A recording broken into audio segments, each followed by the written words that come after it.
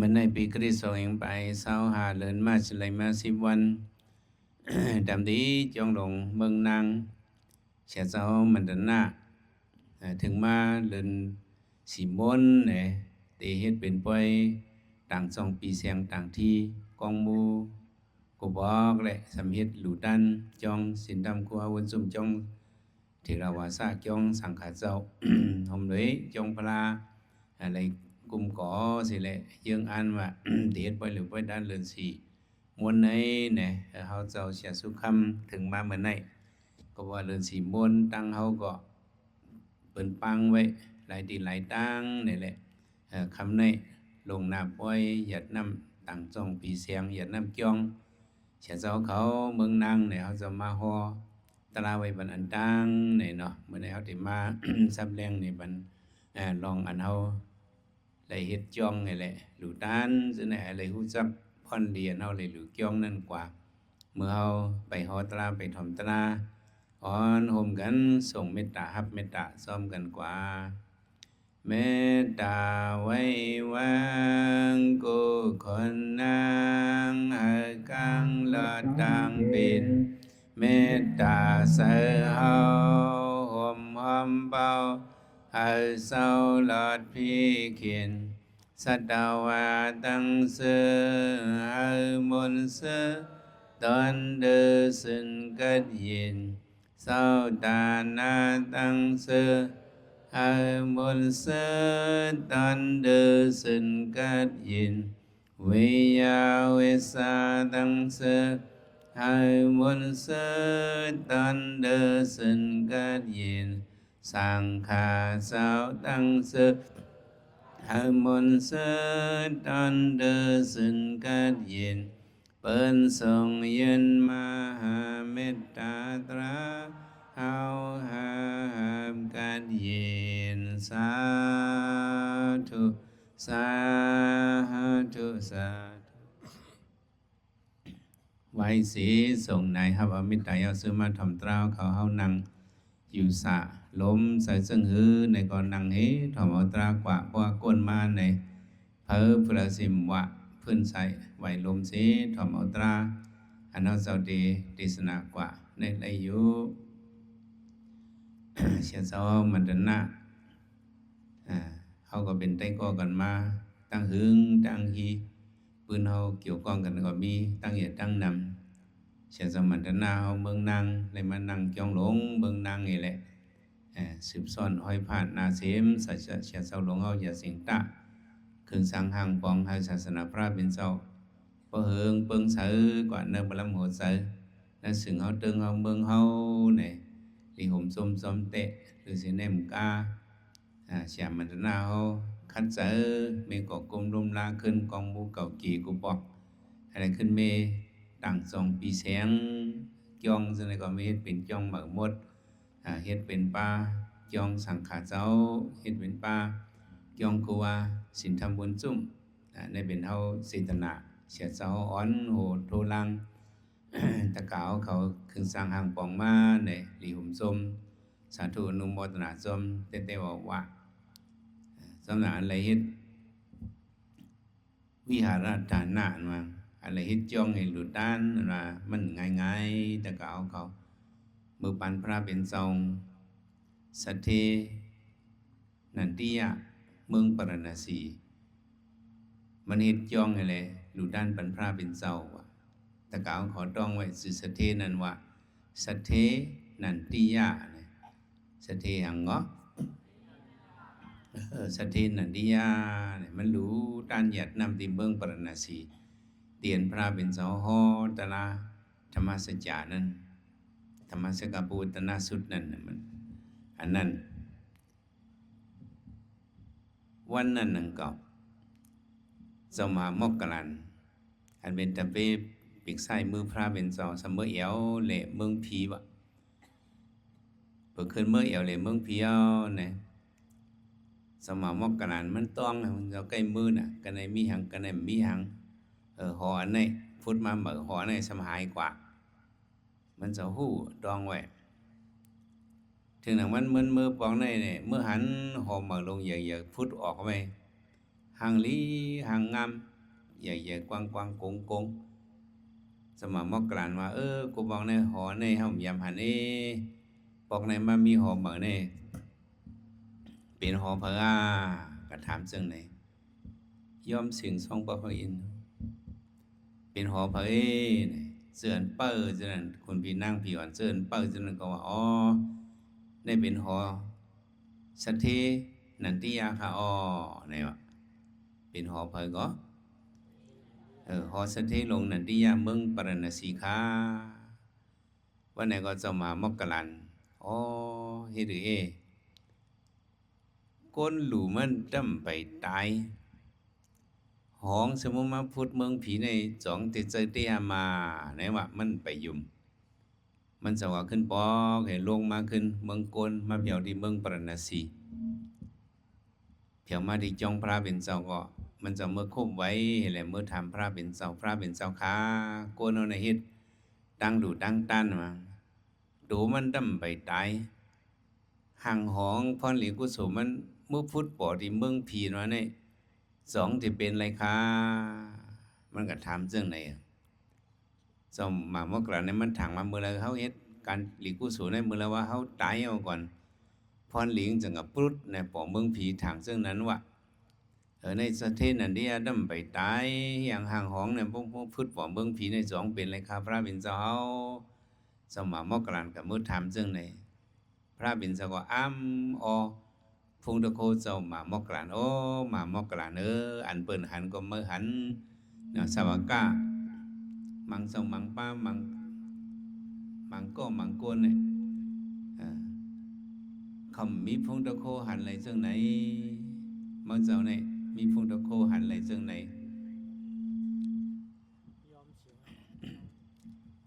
มังเจ้ามีพงตะโคหันไหลเจ้าไหนหลีอ้ำเดียวพระเป็นเจ้ายองยออันเมื่อถามว่า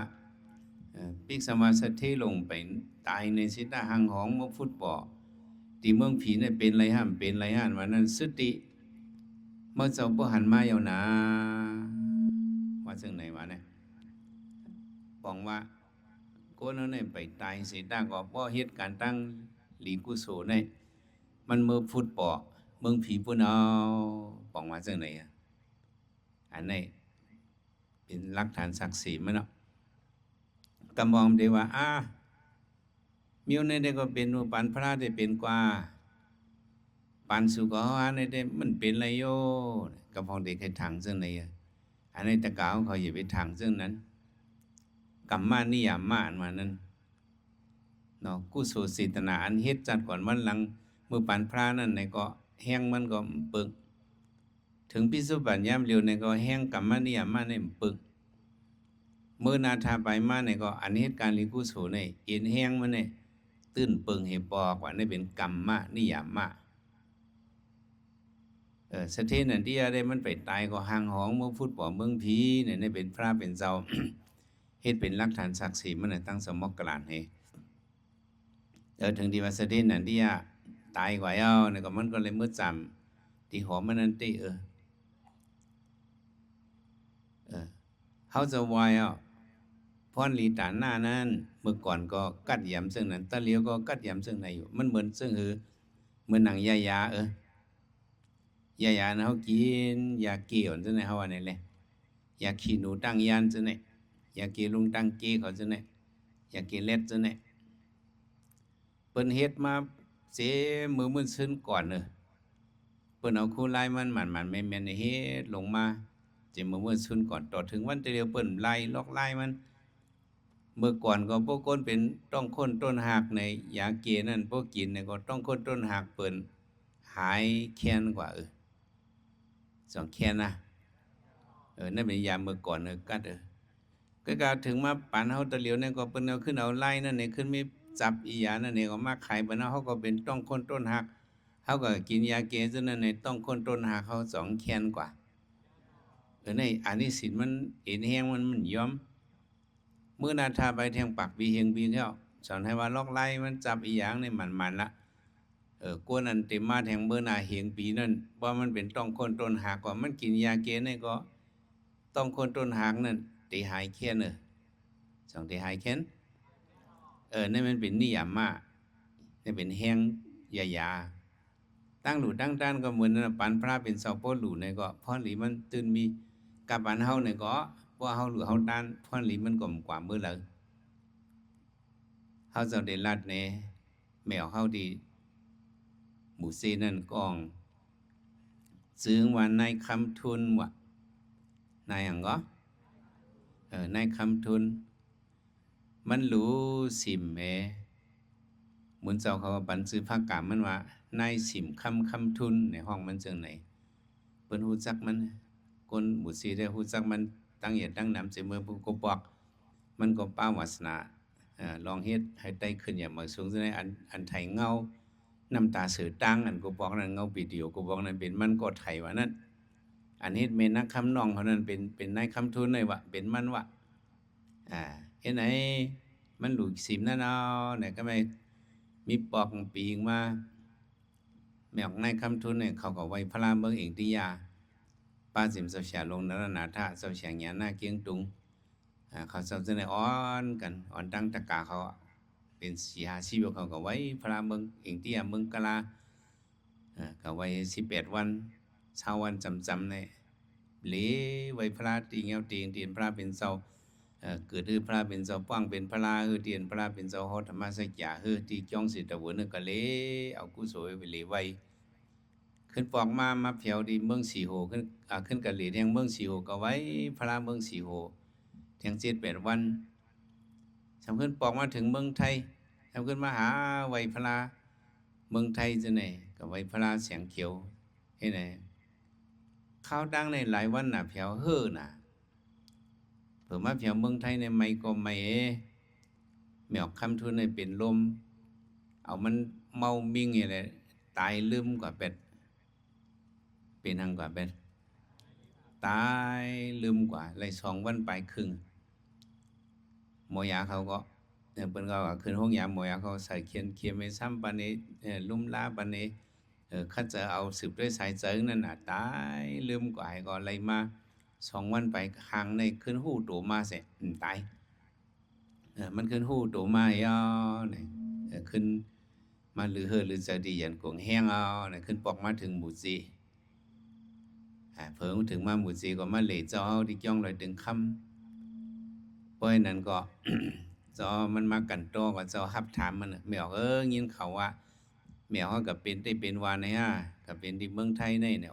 เจ้าค่ะเพราะว่าหมอยาไทยมันกัดเขียนนั่นขาดไม่ออกในหลุดตายเป็นลูกอ่อนไทยก็ยังว่าจะไหนวะไม่ออกย้อนถามเมียวหนึ่งเจ้าใครฮู้ได้เลยเจ้าย้อนถามเมียวหนึ่งเนาะถามกันเลยเจ้าฉานะเมื่อไม่ออกนอนรับกว่านั้นเมื่อไม่ออกตายลืมเคียงกว่า2 วันไปห่างนั้นเจ้าใครฮู้ไม่ออกหันสังไม่ออกเขาหันสังเจ้าถามมันอันไหน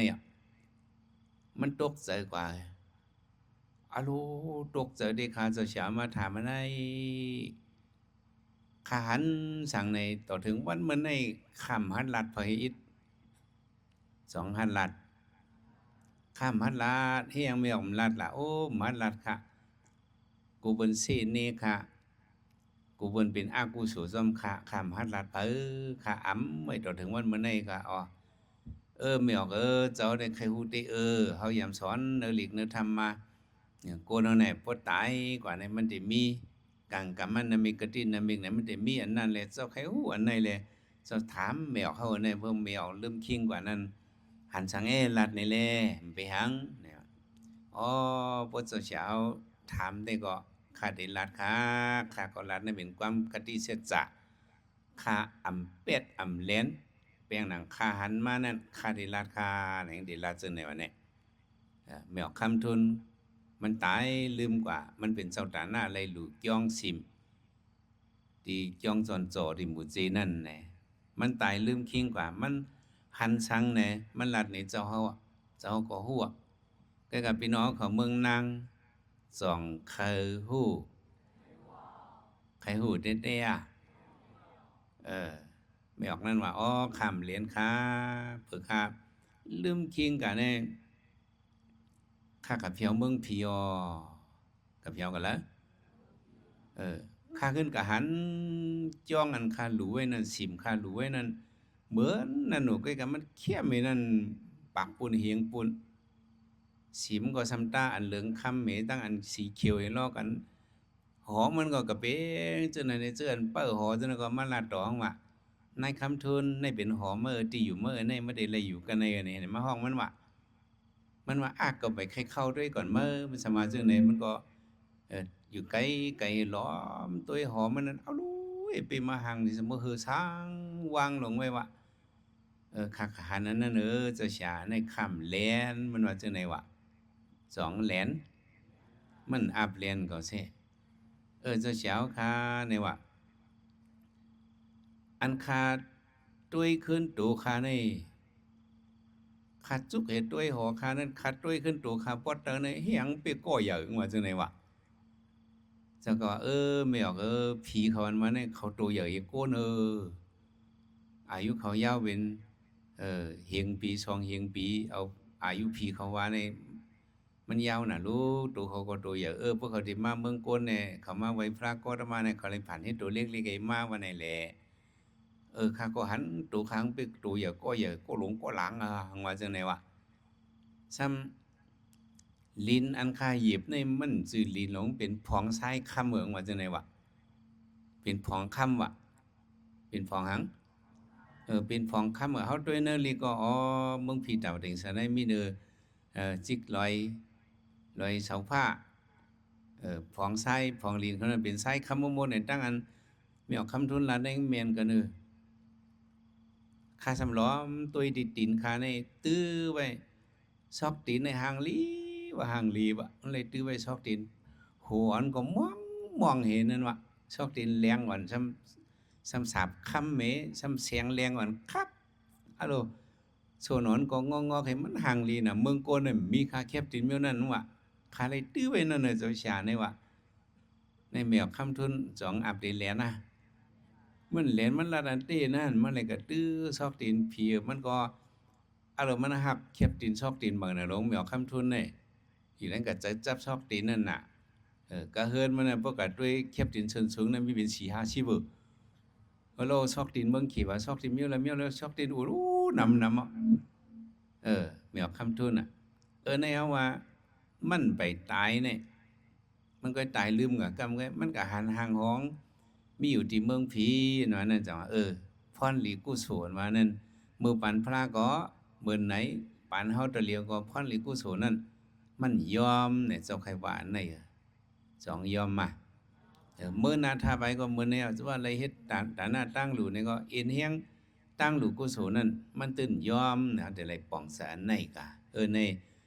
ดีตะกาวเขาเมืองนางเนาะเสียสลงมันตะนะอ่อนโหเฮ็ดเป็นการจ้องของเสียงขึ้นอย่ามาซึ่งเฮืองมาจังไหนยุ่มละตะกาวเขาหอพี่น้องเขาเมืองนางในเมื่อป่อเมืองผีปุ่นสาธุสาในพรนี้กุศลมันเป็นจังไหนมื้อจัดก่อนวันล้างเฮามาด้วยเนื้อเทระบาดาลปืนเจ้าพัตตสีมาเทศว่านั้นมีป้าหนึ่งมันก็เลยหลูกย่องมาสงก็บ่โลกในเลยเฮ็ดหลูกย่องไม่อ่อนเฮ็ดหลูกย่องไม่อ่อนบันสมพิสิกาพวกถาป้าหนึ่งว่ะตีมผังน้ำกังกะนั่นจ้องเป็นจ้องไม่อ้อมุงมันก็สำเป็นเอาตองตึงอ่อนเงียบๆเงียบไม่อะไรมุงปันสำสื่อไส้อ่อนจอมคางวางจ้องแต่มี2 ว่าวายกันในกว่าเกี่ยวอันคา2ก็เฮ็ดลูกสัพพิสิกาพวกถาเพราะอะไรรู้เกี่ยวเอาก็ขาก็ย้อนสู้มยังวิหารตานินาสิตัมเปียมหารัตตารัตตามิสะกริตันติมะก็ลงไปหน้าอันติเมพรเดียนเลยหลูกจ้องไม่อ่อนไหนเฮาขาสัตว์หรือปานเราสิมว่าให้เลยอยู่เศร้าหังหอเฮินคึกเข้มหังดีหังเล่าเยอะลงย้อนสู้อะไรอยู่ตรงไหนวะมาก็ลงวินะอันที่มีสัตว์กำเลื่อนสุดมาก็อะไรหัวมักตราผูตรานิปันตราสิกำขานี่เป็นลองย้อนสู้มันเมนวะย้อนสู้หังย้อนสู้มักผลนิกปันในเป็นย้อนสู้ออกมุ่นปนหลอดวิบุตานิสิดาตานะ อันนี้เป็นว่าย้อนสู้หมันแม่นว่าบ่ไหนสองก็บ่ลงเฮ็ดย่องไม่ออหลูว่านั้นเฮ็ดวันเหลียวก็เยาอะนะเฮ็ดหลายวันจ้องหลงเมืองนางนี่เฮ็ดวันเหลียว2เหย้าเหย้าเหย้าจ้องศีลทำบุญซุมมาอยู่นั่นก็เฮ็ดวันเหลียวก็มันเหย้าจ้องไม่ออเฮ็ดเหย้าวันเหลียวนี่มันเรียกรู้จ้องอันเฮาเฮ็ดกันนั่นน่ะเหย้าสิจ้องไม่ออกะจังซั่นจ้ะเฮ็ดนั้นเจ้าพี่สิกาบ่ถามมาอยู่เซากับเป็ดป่าที่จ้องขาปอลูกนั่นข้าก็เลยเฮ็ดตาหน้ากุศลหลุดด้านเขาซ้อมปักซ้อมถึงที่ว่าตายกว่าสัตว์นั่นนี่พรเดียนเลยหลุดจ้องหมายนึงนั่นเป็นอย่างในวันกันว่าซ้อมปอว่าตายหนีเมืองกลผีไล่ฮอดหลีจ้านาปอว่าตายหนีเมืองกลผีไล่ฮอดหลีจ้านาอันนี้เป็นพ่อนหลีไล่หลุดจ้องหมายหนึ่งพอตายกว่าในเศร้าตาหน้าเลยหลุดจ้องเนี่ยไล่ฮอดถึงเมืองกลหลีเมืองผีเมียติ๊กก้อยว่ะหนอลองพัตตซีนั่นไหนก้อยเลยจามป่วยเมืองกลหลีเมืองผีเมียเมืองกลหลีเมืองผีเมียเป็นก้นเป็นก้นสติสเทเป็นผีก็ผีฟุ้งไก่ยากรรมเยอะขึ้นลองให้หน่อยก็งานไล่เต็มเล็กกว่าให้ปอกกว่าเนี่ยเขาสิไปสีกำพาเนี่ยนี่เป็นพ่อนหลีไล่หลุดหางในไล่หลุดจ้องจ้องไม่อ่อนะจ้องเมียวเลยแก้วกะบ่ได้หลุดจ้องเนี่ยเพราะว่าตายนี้เมืองกลผีไล่ฮอดหลีจ้านาในเป็นพ่อนเหรียญในหมายสองว่าซ้อมเลยที่อยู่ที่เศร้าห่างหอเฮามีอู่เงาคึกษาที่อยู่ที่เศร้าห่างหอเฮามีอู่เงาคึกษานี่เป็นพ่อนเหรียญเลยหลุดจ้องในเนี่ยที่อยู่ที่เศร้าเนาะห่างหอเฮามีอู่เงาคึกษาในมีอู่มีพุ่งว่ะก้นอะไรหลุดจ้องในเนี่ยห่างหอเขาเนี่ยก็มันแก่เหเปิ้นเอิ้นเขาเนี่ยก็มันคึกเหเปิ้นว่ะใหญ่ก็หลังใหญ่กว้างก็กว้างเข้มก็เข้มแก่ก็แก่ว่ะก็เจ้าตาหน้าอะไรหลุดจ้องเนี่ยคนพี่อันเลยหลุดไม่ออนั่นอะไรหลุดจ้องไม่ออนั่นเมื่อเพียวถึงเมืองผีก็ตึงเมื่อจับซื่อว่านั่นล่ะเดี๋ยวว่าเราฆ่าจับซื่อมาจังได๋เนาะจับซื่อว่าคนผีไม่อ้อนั่นก็มันเลยหลุดจ้องไม่อ้อนั่นก็ห่างหองนั่นเมื่อพูดปอที่เมืองผีดาวเด็งสาในเป็นหอแสงเขียวลงว่ะเป็นลำไม้แสงเขียวลงว่ะไม่อ้อน่ะยินเป็นไม้แสงเขียวอู้ห่างดีสังว่างลงคนอินคนสักยาเนี่ยสมมุติมาอ้ามเหมปมาย้อนเข้าด้วยเนิงมันว่าเนี่ยเจ้าตาหน้าอะไรหลุดย้องนั้นเนี่ยห่างเขาเฮิรนเขาหอเขาเนี่ยมันดึงจ่าสิเปิ้นว่าจังว่าที่อยู่ที่เศร้าห่างหอเฮามีอู่เงาคึกษาในจังโกนเฮาเจิ้นเลยอยู่เฮิรนหลีหอหลีจ่าเจ้านั่นเนี่ยเขาในยามเลยหลุดย้องมาเฮาหลุดป่องเส้นเฮาก็เลยเฮ็ดเจ้าตาหน้าหลุดด้านย้องเนี่ยก็เฮาหลุดจมตั้งหลุดกุโสเฮาว่าจอมแทงพรหลีหมาย3ลองเมาหย่องมาอ่ำเป็นหน้าตื่นว่ากัดกลางกว่าลองเมาหย่องมาอ่ำเป็นหน้าตื่นว่ากัดกลางกว่าหมาย3ในสำเศร้าตาหน้าเลยหลุกย่องเนี่ยอ่ำเลยเป็นก้นหย่องว่าตะเขาเนาะลองเมาหย่องมาเป็นน่ะตื่นว่ากัดกลางกว่าในก้นหย่องเนี่ยเลยเป็นเฮ็ดจัดว่ะว่าเลยหลุกย่องในเฮ็ดหยังบ่มีบ่หลุกย่องเนี่ยก้นเนาะเนี่ยบ่อยู่ที่เฮิรนเนี่ยเป็นเมียวหนึ่งบ่มาที่ย่องเนี่ยนำซะเฮาก็เป็นกว่าเมียวเงอก้นเฮาเนี่ยมันเปิงกันซึ่งเนี่ยเฮาอยู่ที่ย่องเฮามาที่ย่องเนี่ยเฮามีสติกำเหลียวจังมีอ๋อมาในย่องเนี่ยหลวห้องจืดๆจัดๆหรือมีสติกว่าก็สติไปก็สตินอนก็สติกว่านึกย่องยังไผหน้าไผตาก้นเท่าก้นเกี่ยยังไผหน้าไผตาเสียสังขารเศร้าเขาในก็สติในกึกกับซับตัวไว้บ่มาติย่องเนี่ยติย่องน่ะเฮ็ดให้สติมันกึมก้นหย่องอันนั้นเขามีสตินั่นจะเขาออกซึ่งคือเขาลูกเฮ็ดจังนั้นก็เป็นก้นหย่องนั่นน่ะก้นหลีก็เหมือนนั่นน่ะบ่มีสตินั่นจะออกซึ่งคือลูกเฮ็ดจังนั้นเพิ่นก็เป็นก้นหย่องก้นเฮา อันเฮาหยองซึ่งในปองว่าหางเฮามีสติหลีเฮาอันนี้หลีเฮ็ดอันนี้หลีเฮ็ดเฮาหมดแตบตัดจังไหนสติเฮามันแค่อันก้นหยองนั่นน่ะสติมันมีอะปลีกมโหฬารมันป่องว่าก้นหยองนั่นเปิ้นฮ้องนั่นเจิงออกหังก็มันเฮ็ดนั่นนะเจิงออกหังมันว่านั่นมันมีอันเสิงอันลับหังเฮ็ดในมันจังมันมีสติจังบ่ได้หลู่ด้านจ้องอันว่านั้นลองเมาหยองมาอำเป็นนะตื่นว่าการกลางกว่าน่ะเลยเป็นก้นหยองเฮ็ดจัดว่าเนี่ยตะกาวเขาสองเคยเป็นก้นหยองควายอีดาตีหลีควายมีอีดากะด้วยตีนอนมันก็ยุกยักมาลุกตุกตักมีกูเมียวกอกยอกกอกแยกเนื้อโถงเนี่ยก็ใส่กูเมียวนางก่อมสุกมวยโนดก่อมท้ามวยก้างก่อมท้าคนนู้นก่อมใส่ปอกยุ่มยุยุลำพืดควายอีดาจังใครเป็นเขาเจ้านั่นก็เขาก็มใครหยองก็ว่านั่นแห้งเขาซ้ำหยองนะมีลองว่าเนอเนาะแห้งเขาซ้ำเป็นก้นหยองนะมีลองตังมันว่าอันนั้นจัดก่อนวันหลังเขายำเป็นก้นเมเสาอันนั้นก้นหยังเมเสาอันเบิ่นโทจังเล็กง่า เมเสานั่นบอกว่าหังเมาเสียเขายำเมาเสียนั่น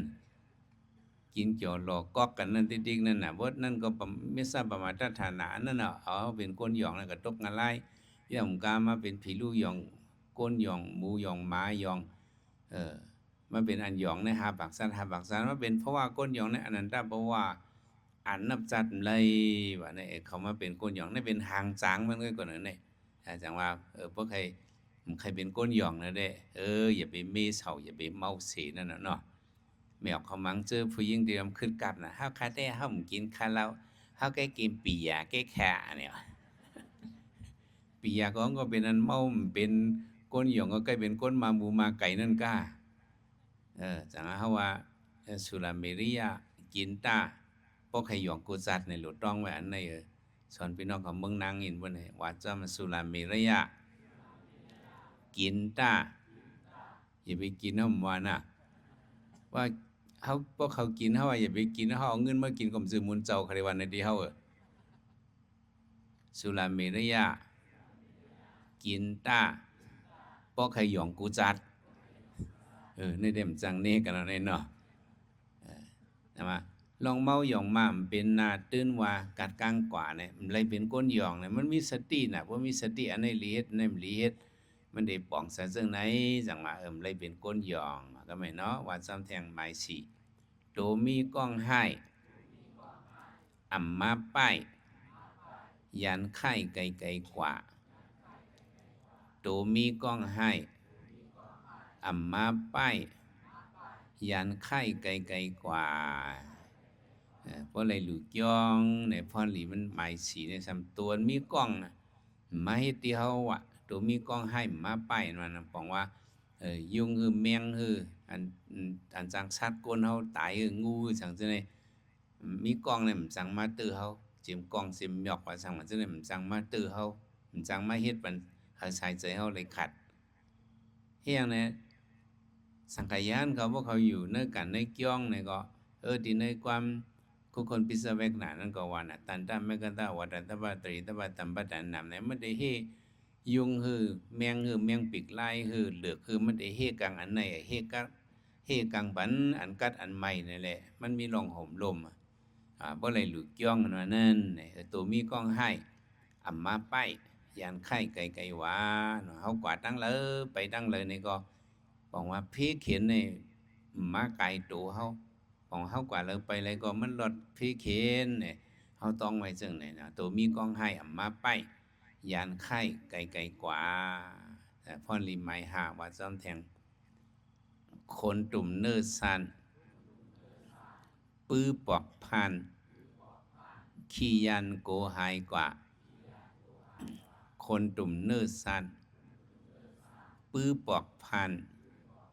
ขี้ยันโกหายกว่านี่เป็นพ่อริมไม้หาในซ้ำเซอร์โกเนี่ยมีว่ะเพราะอะไรหลุดย่องเนี่ยนะโกนเอาเนี่ย ปอมังก็ในขี้โกน่ะหลงอีหังก็โกอีหังก็โกก็เมื่อนั้นจองมีก็การเจ้าตาหน้าในหลู่จ้องเนี่ยเขามีสมาธินิมมันเนี่ยเบี้ยวมหลีโกนั่นเขาโก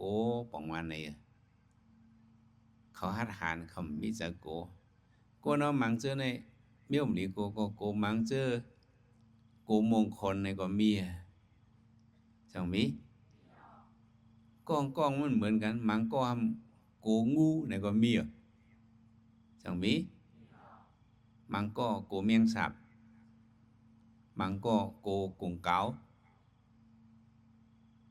มังเจอโกอักเลินจังซ่านึงมันเหมือนกันโกนเฮากองมังชื่อโกปิงจังซ่าอารมณ์มีเหมียวเฮากองอยู่ดังหนองอังสีป้อในไม้เถื่อวิสาที่จ้องหนองเกาะถึงหนังวันปลายมือไปเดียวเฮาฝึกปังตราซ้อนนำปลายมือเขาว่าเวียวิสากองมือคาจะเช้าเฮียงล่ะสุพิษกันแรงเบื่อเนี่ยพิษคาเนี่ยเฮียงเบื่อมันกูเตียงจำปูข้าวะเนี่ยกูหังเหรอมีเต้เนี่ยนะกูเตียงจำปูอ่ะถึงหนังปอกมาขึ้นหันเฮียงไม่ออกน้องอ่างไปเมื่อเฮียงล่ะเนี่ยอะโลวันนั้นเปิ้นตังโทรมาเตียงจำปูเต็มลำคาไปมือเอาคาโกน่ะเนี่ยวะกินก็คำกินให้ปอกเนี่ยวะไม่เอาทำกูหังมันลาเนี่ยอะโลมัวพวกอาหารมันในคนดุมเนื้อค่ะยุกขึ้นดิกตัวเองก็ลึงเขียวๆให้ไล่คลุกเหพวกผ่ามาเนิงเหลียงจ้างห้างขาแขนไปโกมูเนี่ยวะในป้อมเลยหลุกจ้องนั้นมันเหมือนเนี่ยมันกึ่งลีโกก็โกให้ในแต่พอเลยหลุกจ้องนั้นได้มันห่มลมลีเฮาได้ลัดในที่แดกมันสังว่ากลางค่ำกลางคืนสามีเฮาก็เหลียวก้อยมีตะกาวเขาก็เหลียวก้อยอยู่ไว้กลางปังกลางแรงลงสามีไผอิดสามีเจ้าก็เหลียวก้อยปนลึกมารับสิ่งมาไหนเนินเสในเป็นหือมา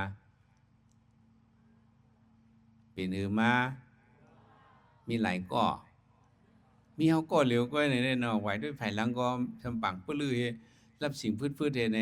เสในออกเสหังมาออกเสกูมาออกเสหังมา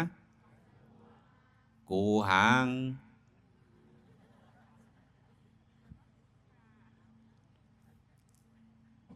กูเพจนี่เนาะโลยามหาหน้าเพจยามหาหนูอ่ะซ้ำยามมาในปอกซ้ำเหมือนกันกูนะกว่ากันแล้วก็ให้ไหนว่าถามกูหังกูผีกูเพจยามหาหน้าสำหรับยามหานก็มาทัดด้วยผีอาเพจอ่ะมียามสื่อมิวเว้กะกำปนามแต่ มันเหมือนจังหือคนต่างเฮากูบอกเปิ้นเจอกว่าส่งลิกว่าเฮ้เมื่อกูบอกพี่น้องต่างเบิ่งนางในก่อนย่างเปิ้นเจอส่งลิกหางลาเนี่ยโปลิกคำเลือดไม้อินก็ลิกหมักผิดในก็มีรู้จังจ้ะเอาหมักผิดใส่มาโลส่งเพ้อว่ะมังชื่อก็ใส่มาบันลิกหมักกองในก็มีเราหมักกองใส่มาจอมตัวเลยส่งดังขึ้นฉะนั้นก็มีกูบอกมันไปมีเมสเซนเจอร์นั่นไปมีพงนั่นน่ะเจ้าก้นวันส่งส่งลิกกันนั้นกันในวันนั้นวันในใส่มาหมักกองให้นั่นน่ะส่งย่อก็ไม่ตามวันเปิดมาส่งลิกเอาหมักผิดใส่มาปันทีเลยก็ส่งวันดังปุ่นนะวะปูเกียรต่อยมองตองนี่ปนวันก็มามีรองครับปูเกียเปิ้นปันลิกมาหรือก็ส่งลิกวันตั้งเปิ้นว่ากว่าหญ้าเล่เพล่ะปอกนั้นเอาหญ้าไอ้หลูนี่ว่า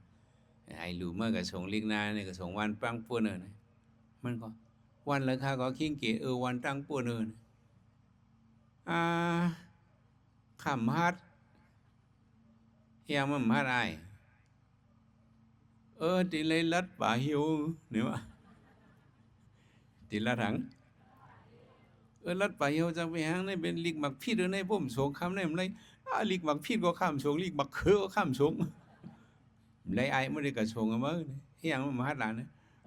ตีลัดป่าหิวปูเกียวก็นี่ว่าข้าได้หมุกกว่าข้าได้เขาเฮียมันกว่าไอ้cậu của phiệt cậu nhưng mà ngoài đó เกาโกเพดเกาเนี่ยมันขึ้นโกเพดมันนั่นจริงๆอันเฮาโกนั่นเป็นนิสัยเฮาโกขนาดคนเฮาดังตั้งยานบ่ก็บอกเขากว่าก้าดังเมืองไทยต่างไม้เอายาผินลำในต่างไม้ก็ขายดังเมืองไทยปันกะกว่ายีกูบอก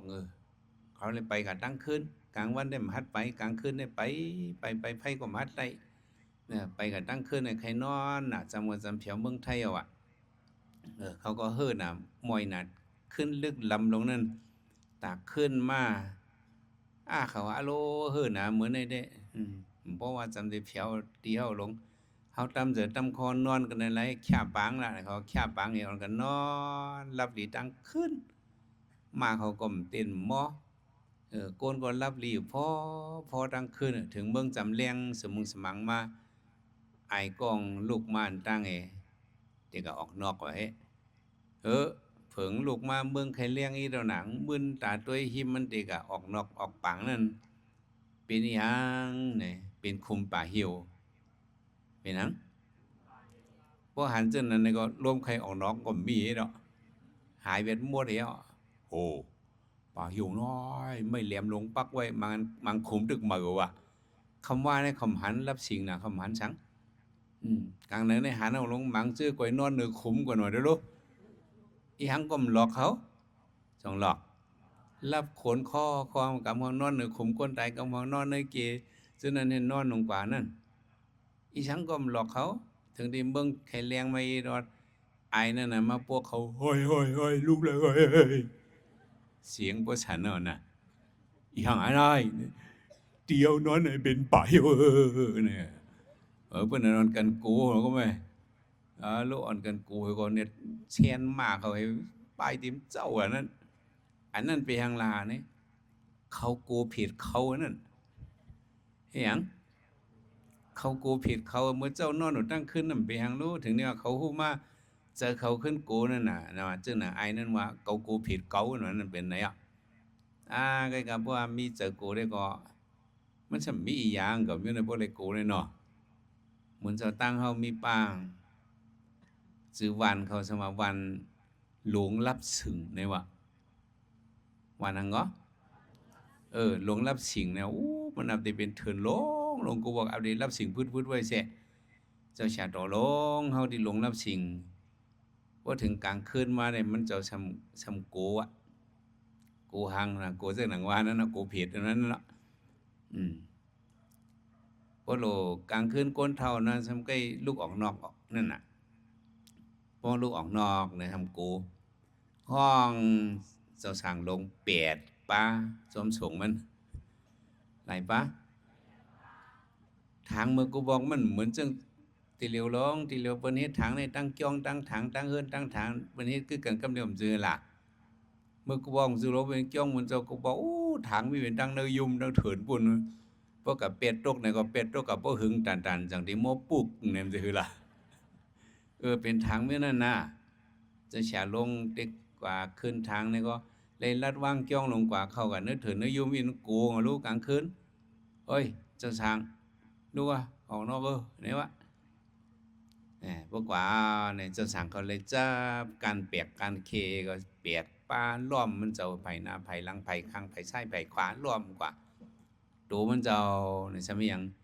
ยิบไผ่ถาหาถอก2เล่ากูบอกมันจะไผ่ถายาวๆเนาะหาถอก2เล่าเราเลี้ยงลีน่ะรู้เถียงทองหัววันหางวันพูดถึงกันหมดไผ่ทาน2เล่า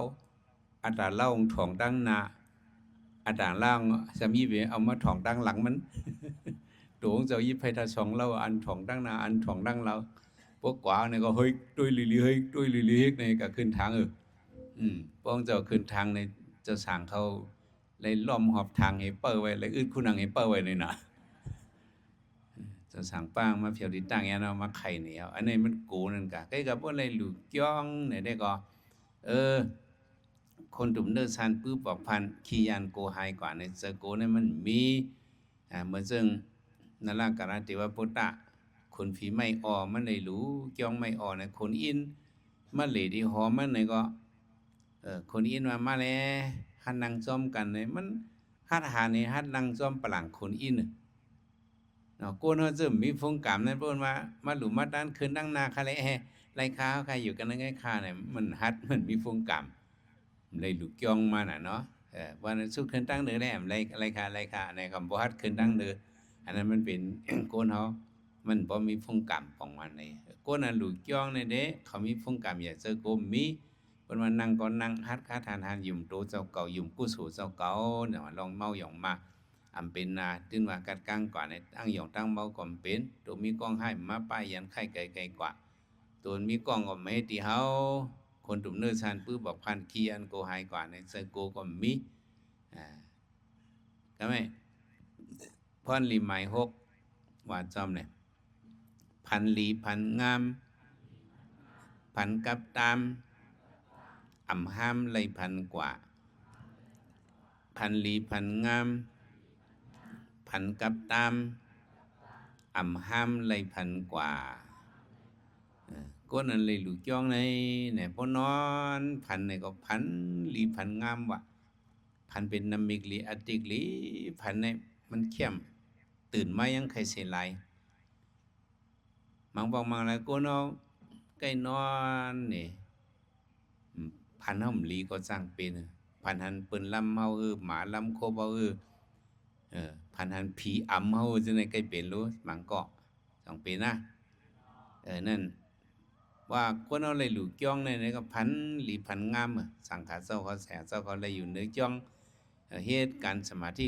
หลีงามๆเลยนอนกัดนอนเย็นนั่นพรหลินมากุ้มปันเฮาแหละเจ้าตาหน้าเลยหลูกจ้องในพันในก็นอนพันหลีพันงามก็พันวิมังกละ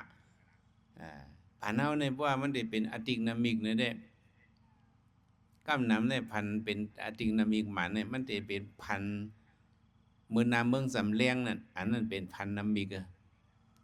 เปียงเลซื้อซะนั่นเด้ที่เป็นพันอัปลากำนำก้อยพบพันอันที่เป็นนามิกนั่นในเฮาจำเบิ่งได้เลี้ยงเฮาพันในเฮาตื่นมาก็มันบ่เสิงเหิงให้เฮาลืมในอันนั้นเป็นนามิกพันนามิกเปียงเฮ็ดซะนั่นได้มันได้พันรวยเลิศลมเฮาหลีสังเซ็งก็จังพันโนเนาะนั่นจังว่าบ่เลยลูกย่องเนี่ยก็พันลีพันงามพันกับตามอำห้ามเลยพันกว่าโกเนาะเนี่ยเพราะว่าป้าอยู่หลีห่มป้อเข้มในก็1,600 1,500ในก็เป็นมาเนาะคนนั้นใกล้ข้อใกล้หนาวป้าอยู่หลีมเข้มจังนั้นในเขาพันในก็พันเขาก็โหให้เฮียงคนนั้นลูกจ้องในพันซ้ำลีล่ะในป้าอยู่หลีก็หลีบอกว่าจังได๋อันนี้เนาะป้าอยู่หลีก็เต็มทนคนน่ะเพราะป้าอยู่หลีเข้มแลบในเฮานอนในก็กลางคืนก็เฮาบ่ตื่นเฮานอนหลับดีตานอนเอาอิ่มหลีพันก็พันหลีในบอกว่านี่เป็นเสาตาหน้าเลยลูกย่องเนี่ยนี่เป็นพันหลีพันงามพันกับตามห้ามเลยพันกว่าเนี่ยว่าสำแห่งกรรมพันหลีพันงาม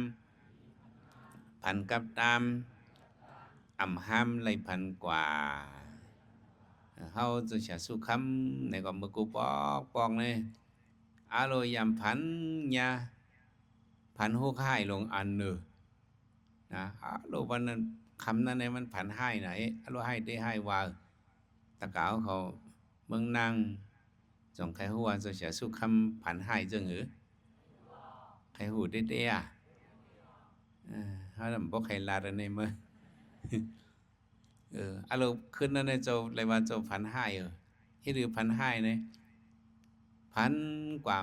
มุ่งม่วงเนี่ยเฮ้อที่ว่ากับพันในตัวเจ้าเก่าในทักไปได้เอาดูนุ่งสังการเลยนุ่งโคโก้นั่นเนี่ยเขาดันถักมาเลยล่ะนายมาในวันนี้เขาดีถือมือเนินนาบันอูเขาเมเขาเขาดีถือมือเนินนาบันปีเขาน้องเขาเสียตะกาเขาดีถือมือเนินนาเขานายเขาดันมาถักมาเลยเขาถักยังหล่ามาในเขาวนก่อมป่องเฮเพียดลงตื่นมาเผื่อตื่นมามิวนักพาตึงไหมพาเหลืองสังการกัดกามิวเนี่ยอันนั้นพันให้จะสู้คำเลยนะไว้เห็นเนาะก็ไม่พันหลีพันงามพันกับตามห้ามไรพันงามพรหลีไม้เจ็ดว่าจอมออกป้นตุ้งยักไล่โผมักสุดสักสัมสละออกป้นตุ้งยักไล่โผมักสุดสักสัมสละ ในสัตว์ก่อนกำเลื่อนสุดจัดกำเลื่อนสุดไหนออกพ้นทุกอย่างไรผมมากเลยไรมักตราผดตราฮอดถึงนี่ปั่นสุดสักสัมสรากว่าเนี่ยเขาจะแต่ไม่ออกพ้นทุกอย่างไรผมมักสุดสักสัมสราเฮามาด้วยเนาะลองพัฒสีอันไหนหลูกย่องไม่ออเลย3ป่วยเมืองกวนลีเมืองผีเม็ดเมืองกวนลีเมืองผีเม็ดปานมาเป็นเจ้ามานนต้านั่นไหนก็ไหลมา3ห่างหอที่เมืองมิถิลาในก็ห่างหองมีเป็นปากไป10สั้นเลยตั้งสูงมีเป็นปักอยู่สนานั่นหอคือเขเปิ้นเอานั้นโลกาเนี่ยถึงที่มันมาเป็นจัดกำเนิดมาเป็นลูกชายสถิเมืองพัทยาชื่อมันใจห้องว่าพัตสีเนี่ยเนาะถึงมาเป็นลูกชายสถิหลวงที่เมืองพัทยาเนี่ยเขาปอมันก็สำออกเสว่าจังหือเก่าในมีลูกชายเหลียวกวยเก่าหักหนักปอมันได้เป็นซอดาปานน่ะเป็นนังอ๋อเป็นตะเปพระเป็นสะเป็นกวนเฮินสะเทลงเป็นซอดาปานเนี่ยสำหักลุกมันนาว่าเฮหนังเฮลูกเก่าได้เลยอยู่เข้มอยู่ลีเฮเปิ้นนั่นเฮามีเงินบ่ได้ไหนก็ได้ขึงด้วยลูกก็ได้เฮ็ดปันหางหอมมันเข้มๆนี่ปล่อยผู้จบมันก็จบในกุลสัมปุติปาเนี่ยสุกัดด้วยวันละเมืองละคนใจก็เลยลูกใจสะเทก็เลยเฮินเขาหอเขาอันละเข้มไม่บนสือเอาเส้นไม้เตรียมหางมานี่เขาปล่อยจุงทองว่ากวนกุมเมืองในเขามันเหนขึ้นในอันเกียงในมี2หอมีหลายหอมันเหนสะเทหลวงสะเทหลวงมันในเป็นหอเผอ2หอในนอปลิงสะเทหลวงเอาค่ะหอไม้1ในเป็นหอลูกไส้สะเทเมืองปัตนาสีห้องว่าไสยศะนะคะไสยศะเนี่ยเป็นและเป็นลูกไส้นางสุสัตตาหองเนี่ยเป็นเจ้าหือสุเตียมมันเป็นหอ3หลังคาสะเทหลวงเอาหอเข้าไม้หอเข้ากัดเขาเข้าผลเขาด้วยเนื้อมันขาหอเข้าไม้พวกเขาเนื้อมันในมันกัดเดียวหอเข้าผลพวกเขาเนื้อมันเสียงผ่านหลังเสียงผลเนี่ยมันยินออกหอเข้ากัดก็พวกเขากับเนื้อในอุ่นเขาเข้มหนาคะเลือกไว้อันนี้แหละแทงหอในรูปเป็นหอเผอในหอหลังในเป็นหอเมืองกบิลวัดคาเป็นหอเผละคนใจก็เลยเจ้าเสถียวจือคนใจก็ในว่าสิทธัตถะกุมาระในค่ะเนี่ยว่าเหรอสิทธัตถะกุมาระในเนี่ยบ่ในสิทธัตถะกุมาระในทำเป็นเผละพี่น้องไต้เขาในโบราณสื่อเต็มๆในมันป่องใสเพราะว่าสิทธัตถะกุมาราในฮู้เป็นป้าเลยก็ฮู้เป็นคนใจก็เลยก็ฮู้พี่น้องไต้เขาในได้เพราะว่าเจ้าสีทัดในได้ฮู้เนาะจังฮู้ว่าพี่น้องเมืองนางเนี่ยเพราะว่าเจ้าสีทัดในได้ฮู้กำเหลียวเป็นหนอรองพระเป็นเจ้าเฮาจังซ่าเพราะว่าสิทธัตถะกุมาราในมันไกลหูว่าเจ้าสีทัดในได้ฮู้กำเหลียวสองฮู้อันสูฮู้จักให้เจ้าสีทัดในมีแทงเจ้านั่นเป็นเจ้าหังในเจ้าทัดสีสองซ่าพวกทัดสีกามาในโลกเน็ตกับซื้อกาเสียงเกลดครึ่งกับซื้อกากับซื้อเจ้าสีทัดก็รู้ฮู้จักเจ้าทัดสีก็รู้ฮู้จักนั่นกันเอาเฮในเป็นหอเจ้าสีทัดค่ะลูกเข้มเด็กก็ได้เฮ็ดปันเจิงในเอาเฮ็ดปันหอ3หลังลูกตาลูกใจมันน่ะสายพัฒนีในเฮียงเลยมาอยู่หังหอเข้มเจิงในก็เปิดจัดก่อนเลยหลู่เกี้ยงมาตะกาวเขาเลยหลวงมาเลยหลู่เกี้ยงมาเนี่ยเลยอยู่หอ3หลังปองก็เอาเจิงแจงผงนางไว้ปันเจิงหนังเจ้าสีทัดนั่นเนาะเฮ็ดให้4เรือนเฮ็ดปล่อยไข่หอว่ะบ่เฮ็ดปล่อยไข่หอนี่ก็ความจากการเลี้ยงหลูคนเมืองในกึ้นว่าเปิ้นมอง4เรือนเต็มก็เฮ็ดนานมาปีเอาข้าวหึงถึงหนังปอกมามันจะเฮ็ดปล่อยไข่หอลูกเอาหอเข้าผลนี่ที่ไข่สู่หอเข้ากาดเนี่ยมีเพิ่มมาว่าหอปล่อยไข่หอปอกนั้นมันก็กลัวกึ้นสิปอกนั้นมันกึ้นในเฮียงมีสุ่มหมอกเปิ้นหมอกค่ะหมอกก็เปิ้นมาเฮียงเปิ้นก็ละหมดลาเนาะลูกชายเสถียรมื้อในพระเป็นเจ้าก็ตมาย่อคิงเผียวมาไว้ที่เมือง พัทยาเฮานี่แหละเปิ้นเฮ็ดหมันตับลงให้รับตอนพระเป็นเจ้าเปิดถ่อมตะลาเลยด้วยขะหลอ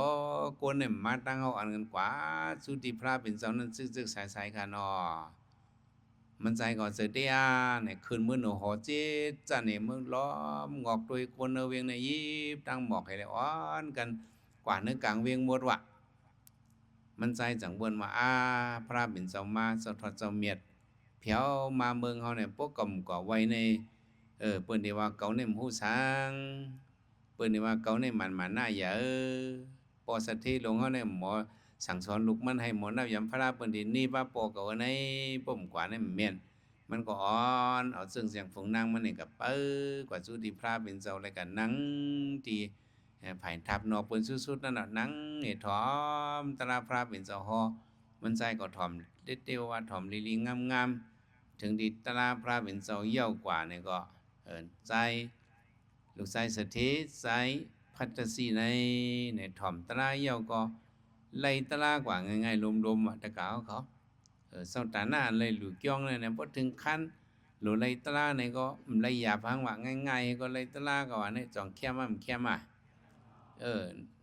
พัฒสีในไล่ตราเนี่ยมันชื่อว่าไล่1 มัก 1 ผูกเว้ยไล่4 มัก 4 ผูกซ่อนกันกำเร็วอ่ะเป็นยาหันตากว่ากำเร็วนุ่งโคโก้นั้นเป็นยาหันตาในไส้พัฒสีเนี่ยก็ป้าเจ้าบ่เห็นนั่นนี่ก็เปิ้นเอากันตารายาวเปิ้นเอากันมื้อมันใจมื้อเขากว่าอยู่หิมจำปอสัทเทมันมีอยู่หิมพระนั่นก็ไว้พระจำ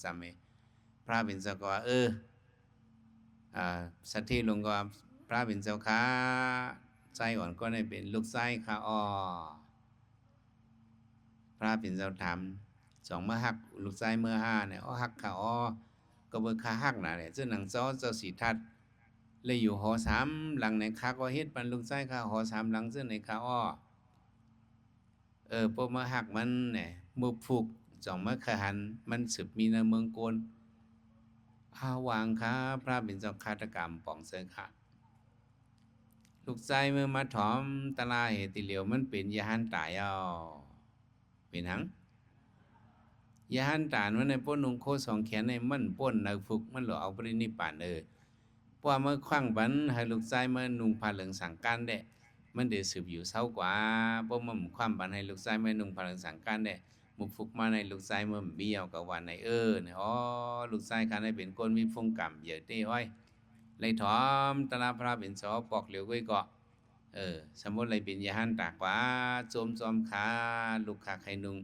สังการก็ขาขว้างปันขาเพราะในก็พระเป็นสอห้องหิพิคุมาเลยยาหันเนี่ยก็โคเฮิรนมันนั่นก็ปิ่นไปเรียกลายก็ยื่นเป็นสังการคนโหกรมตับถาคนหลุดตับถา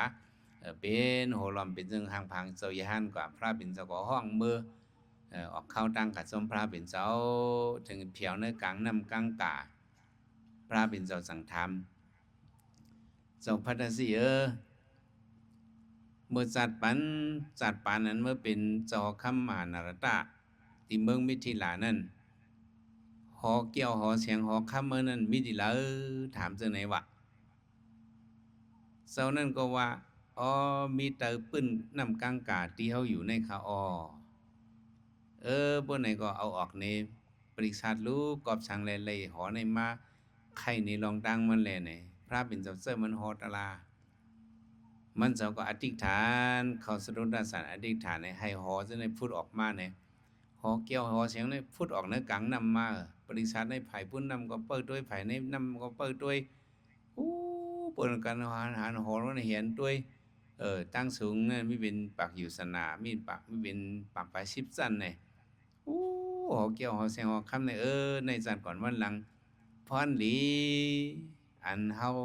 เจ้าพัทสิไล่ลูกย่องไม่ออกมาว่านั้นลูกย่องหังมาลูกย่องไม่ออกมาเนี่ยบนนั้นยาวเนี่ยก็มันจะขึ้นอธิษฐานให้ย่องอันนั้นหอนั้นขึ้นโจมเข้ากันนั้นนำเฮียว่าถึงปานลูกใจมันมา